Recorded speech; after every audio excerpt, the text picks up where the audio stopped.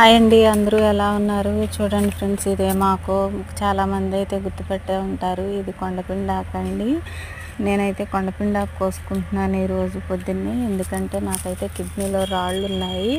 కిడ్నీలో రాళ్ళు ఉన్న వాళ్ళకి ఈ ఆకు పసరు తాగితే రాయి మెత్తబడిపోయి పడిపోతుందంట, ముక్కలైపోయి.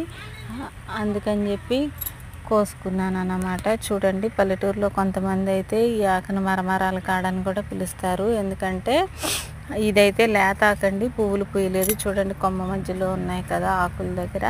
ముదురు కాడకైతే ఆ పువ్వులు తెల్లగా మరమరాలలాగా తెల్లగా ఉంటాయి అన్నమాట. ఇది లేత కాడ కాబట్టి ఇంకా పూయలేదు. చూడండి ఫ్రెండ్స్, నేనైతే ఈ ఆకుని తెచ్చుకుంటున్నాను. నా కిడ్నీలో రాళ్ళు ఉన్నాయన్నమాట. అందుకని మందులతో పాటు ఈ ఆకు పసరు కూడా తాగుదామని తెచ్చుకుంటున్నాను. ఈ ఆకు పసరు అయితే పరగడుపున తాగాలి.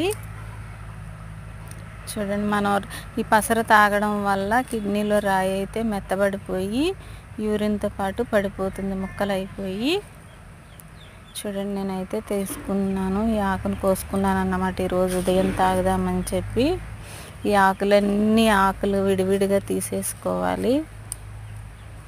విడివిడిగా ఆకులు ఒక గిన్నెలోకి తీసేసుకున్నాను అన్నమాట. ఆకును శుభ్రంగా కడిగేసి ఒక గిన్నెలోకి తీసేసుకున్నాను. ఇలాగదిగోండి కాడ చిన్న జార్లో, మిక్సీ జార్లో వేసుకున్నాను. పసరు చేసుకుందామని చెప్పి, పసరు తయారు చేద్దామని చెప్పేసి కొంచెం వాటర్ వేసుకున్నాను అన్నమాట.